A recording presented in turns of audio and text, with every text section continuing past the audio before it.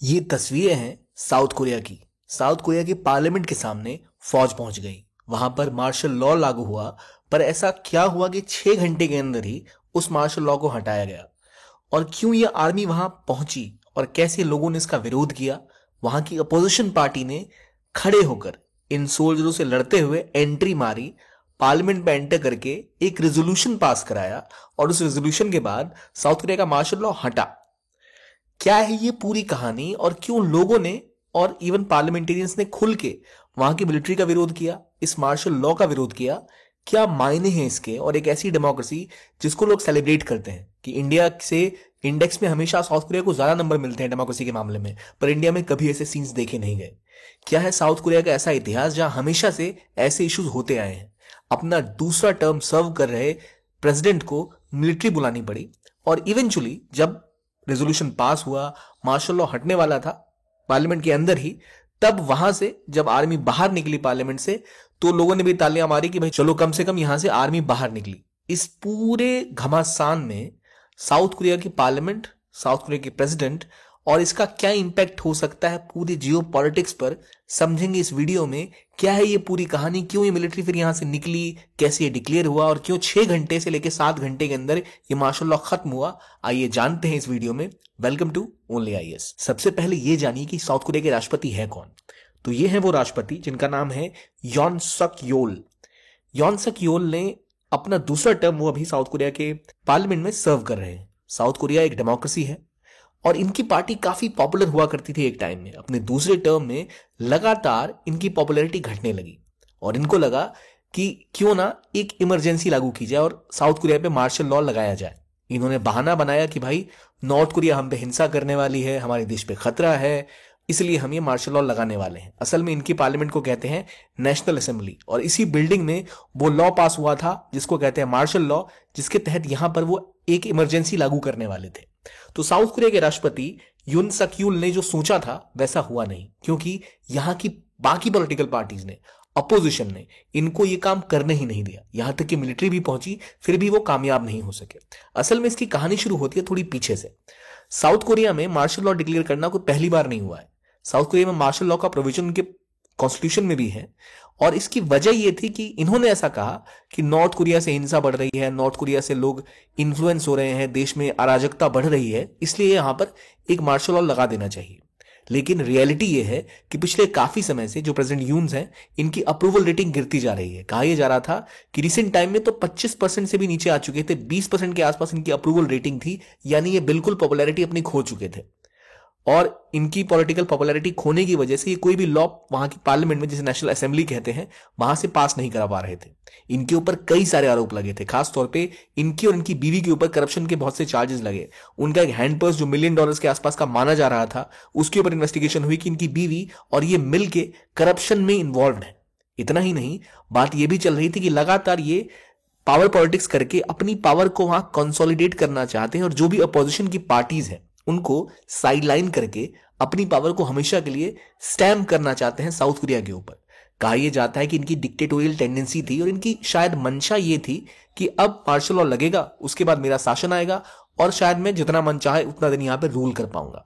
लेकिन कहानी उल्टी पड़ गई। इन्होंने जब ये बहाना बनाया कि मार्शल लॉ लगाना है, तो इन्होंने ऑब्वियसली नॉर्थ कोरिया के थ्रेट की बात करी कि वहां से हमला हो सकता है, वहां से खतरा आ सकता है, चाइना और नॉर्थ कोरिया इन्फ्लुएंस करने की कोशिश करें, इसलिए यहां पर जरूरी है ऐसा कुछ लॉ लाना। लेकिन ना सिर्फ वहां की जनता बल्कि वहां की अपोजिशन पार्टी सभी यूनाइट हुए और उन्होंने कहा कि नहीं, किसी हाल में भी ये होने वाला नहीं है। जैसे ही मार्शल लॉ डिक्लेयर हुआ, न्यूज में आया, उसके बाद एक बहुत बड़ा पब्लिक आउटरीच शुरू हुआ। लोग सड़कों पे उतर आए, जिन वीडियोस में भी आपने देखा, लोगों ने पार्लियामेंट तक को घेर लिया और इस डिक्लेरेशन को कॉन्स्टिट्यूशनली इलीगल डिक्लेयर कर दिया गया। यूएसए और इनके जितने मित्र राष्ट्र थे, सबने डिक्लेयर किया कि ये जो हो रहा है ये बहुत गलत है और ये बिल्कुल भी नहीं होना चाहिए। इसका विरोध लगातार हुआ। इसके बाद एक पॉलिटिकल डिवाइड स्टार्ट हो गया और यहां पे जो इनकी अपोजिशन पार्टीज थी वो मैदान में कूद गई और उन्होंने कहा कि वो किसी हाल में इसे पास नहीं होने देंगे।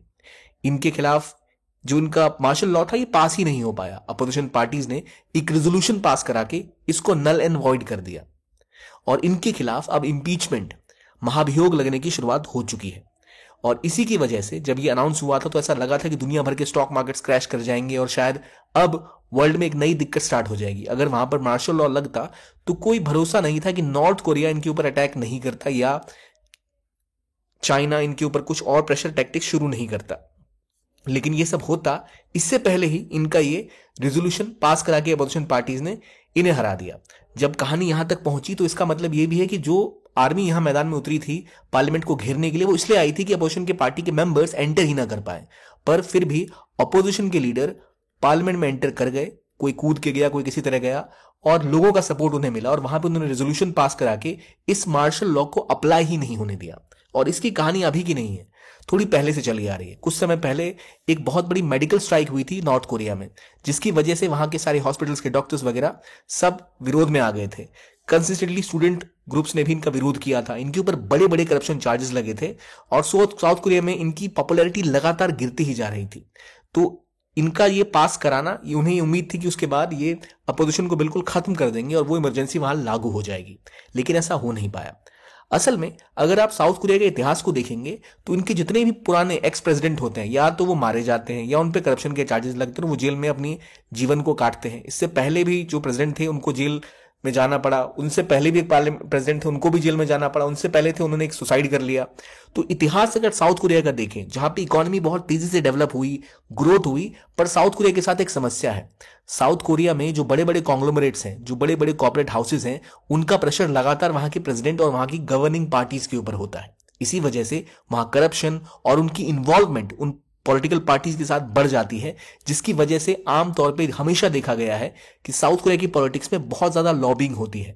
जो कॉर्पोरेट ग्रुप्स हैं वो बहुत ज्यादा अपने हक में डिसीजन करवाने के लिए यहाँ के पॉलिटिकल पार्टीज के साथ मिल जाते हैं और इसी वजह से एक डेवलप्ड कंट्री होने के बावजूद, एक एडवांस डेमोक्रेसी कही जाने के बावजूद साउथ कोरिया के अंदर पीछे के पर्दे के पीछे से बहुत सारी ऐसी पॉलिटिक्स चलती रहती है। और इसी कोशिश में इनका यह प्रयास था कि क्यों ना एक मार्शल लॉ लगाया जाए, लेकिन वो हो ना सका। अब इनके खिलाफ इंपीचमेंट यानी महाभियोग चालू होने वाला है, उसके बाद इनके ऊपर करप्शन की प्रोसीडिंग्स भी स्टार्ट होंगी, लेकिन इन्हें हटाने के लिए इन्हें चाहिए 2/3 से ज्यादा वोट, और वो पाने के लिए इनकी अपोजिशन को साथ तो आना पड़ेगा, लेकिन उनके पास कुछ सीटें कम पड़ती हैं।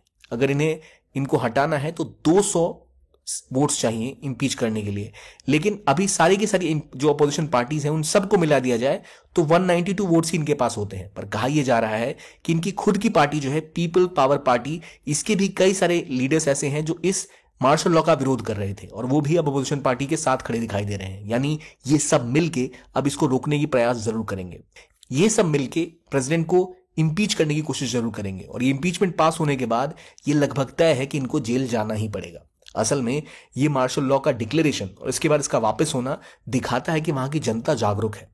पार्लियामेंट में अपोजिशन पार्टियों में भी यूनिटी आ गई और जब डेमोक्रेसी बचाने की बात आई तो लोग पीछे नहीं हटे। ना उन्हें मिलिट्री का डर लगा, ना उन्हें यह डर लगा कि वो शायद उनके खिलाफ हिंसा कर सकते हैं, उनको जान से मार सकते हैं, बल्कि ये खुल के सामने से उनका सामना करने को तैयार दिखे। इस बात को अगर हम और गौर से देखें तो हमें ये एक संदेश देता है कि जब भी ऐसी कोई सिचुएशन आती है तो पॉलिटिकल पार्टीज कितनी एकजुट हो पाती है डेमोक्रेसी को बचाने के लिए, किसी भी देश की डेमोक्रेटिक हेल्थ को दर्शाता है। इसी बात पर एक बात यह समझिए कि अगर ये मार्शल लॉ लग जाता या अभी जो अपहीवल साउथ कोरिया में हुआ है इसका इंपैक्ट ग्लोबली क्या होगा। देखिए, ऐसे इंसिडेंट के बाद जो इनके सबसे बड़े राइवल हैं जैसे नॉर्थ कोरिया या फिर चाइना, इनको बल मिलेगा। अब हम ये उम्मीद कर सकते हैं कि इस घटना के बाद साउथ चाइना सी में और कोरिया की बाउंड्री लाइन के आसपास जो नॉर्थ कोरिया के साथ इनकी बाउंड्री लगती है, वहां पर चाइना और नॉर्थ कोरिया अपनी हरकतों को तेज करेंगे, क्योंकि यहां पर एक इंटरनल टेंशन बरकरार हो रही है और जब भी इंटरनल टेंशन बनती है तो बाहर की कंट्रीज का फायदा उठाने की कोशिश जरूर करती है। इसलिए अब नॉर्थ कोरिया हो या फिर चाइना हो, वो साउथ कोरिया पर दबाव बनाने की कोशिश जरूर करेंगे। रशिया भी इसका फायदा उठाने की कोशिश करेगा, क्योंकि याद रखिए जब ये सब हो रहा था तब इनका सबसे बड़ा अलाई यूएसए और यूएसए के राष्ट्रपति वो नदारद थे, उन्हें इसके बारे में कुछ पता नहीं था। ऐसा कहा जा रहा है कि उनको अवेयर नहीं थे वो। पर एक बात यह भी कही जाती है कि अगर आप यूएसए के अलाई हैं और आपको ऐसा कोई कू अटेम्प्ट करना है या आपको अपनी डिक्टेटरशिप स्टैब्लिश करनी है तो आपको पहले अमेरिका से आशीर्वाद लेना पड़ेगा। बिना उनकी मदद के आप कुछ नहीं कर सकते। तो इसलिए कहा यह जा रहा है कि शायद यूएसए को का सपोर्ट नहीं था, इसलिए इनके विरोध में जो बाकी लोग थे सड़कों पर आ पाए और विरोध करके इनको हरा पाए।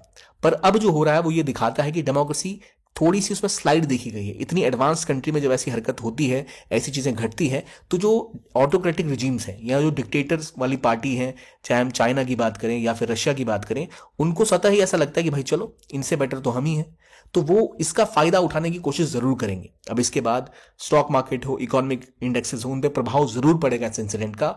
और अभी ये राष्ट्रपति इम्पीच होंगे, इसकी लगभग हम कह सकते हैं जरूर होंगे। और उसके बाद क्या होता है, अगली पार्टी कौन सी सरकार में आती है, चुनाव होते हैं साउथ कोरिया में, या कौन चुन के आता है, जब तक वो पूरा प्रोसेस पूरा नहीं होगा, साउथ कोरिया की पॉलिटिक्स जो है वो एक ऐसे पेच में फंसी रहेगी जहां पर स्टेबिलिटी नहीं होगी। और साउथ कोरिया एक बहुत बड़ा मार्केट है, एक बहुत बड़ी इकोनॉमिक पावर है, एक बहुत बड़ी स्ट्रेटेजिक पावर है। इसको रोकना, इसको कमजोर करना, ये कोशिश लगातार रही है नॉर्थ कोरिया की और चाइना की। तो इसका फायदा इन कंट्रीज को जरूर मिल जाएगा। तो अब देखना होगा कि नॉर्थ कोरिया की आगे की चीजें कहां बढ़ती हैं।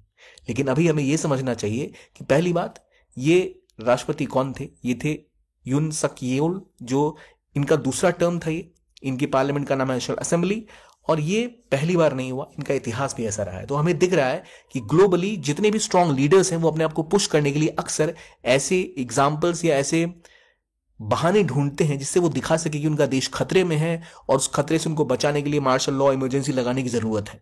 पर जिस तरह से साउथ कोरिया की डेमोक्रेसी बच पाई है अभी तक, वो दिखाती है कि अगर स्ट्रांग अप्रोच रहे तो उसको रोकने में आप कामयाब हो सकते हो। आगे जो भी होगा हम आपके बारे में आपको अपडेट करते रहेंगे। पर अभी साउथ कोरिया में जो हुआ, ये एक चीज और दिखाता है कि भारत की डेमोक्रेसी साउथ कोरिया के कंपैरिजन में गरीब होने के बावजूद, उतने एडवांस न होने के बावजूद कितनी स्ट्रांग है। आप उम्मीद नहीं कर सकते कि भारतीय फौज कभी पार्लियामेंट में पहुंच जाए या फिर कोई ऐसे डिक्लेयर कर दे और फिर इस तरह की हरकतें हो पाए। हालांकि भारत में इमरजेंसी डिक्लेयर हुई है 1970s में, पर उसके बाद वो हटी भी थी, डेमोक्रेटिक प्रोसेस स्टार्ट हुआ था। मिलिट्री कभी इस तरह से पार्लियामेंट के पास नहीं गई। लेकिन ये एक अच्छा संदेश भी है कि अगर लोग जागरूक हों तो ऐसी चीजें रुक सकती हैं। ये था आज का वीडियो। आप कमेंट सेक्शन में बताइए कि आपको लग रहा है कि इंडिया को इससे क्या सीखना चाहिए। हाल में ही बांग्लादेश में तख्ता पलट हुआ, और उसके बाद अगर साउथ कोरिया में भी तख्ता पलट हो जाता तो शायद भारत के लिए भी कई सरदर्दी बढ़ सकती थी इस रीजन में।